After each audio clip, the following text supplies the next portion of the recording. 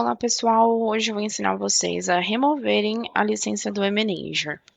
Então, nós vamos entrar no site hub.totalcad.com.br, entrar, você vai colocar o seu e-mail e a sua senha registrados na compra, ou clicando para fazer o login com o Google. Página inicial do site, você pode vir no seu usuário, minha conta, minhas licenças,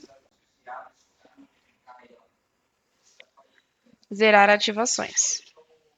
Sim, zerar ativações. Sua licença foi removida com sucesso. Ou uma próxima opção, SketchUp.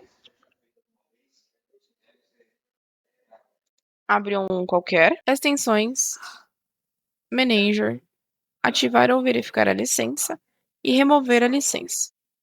Ok.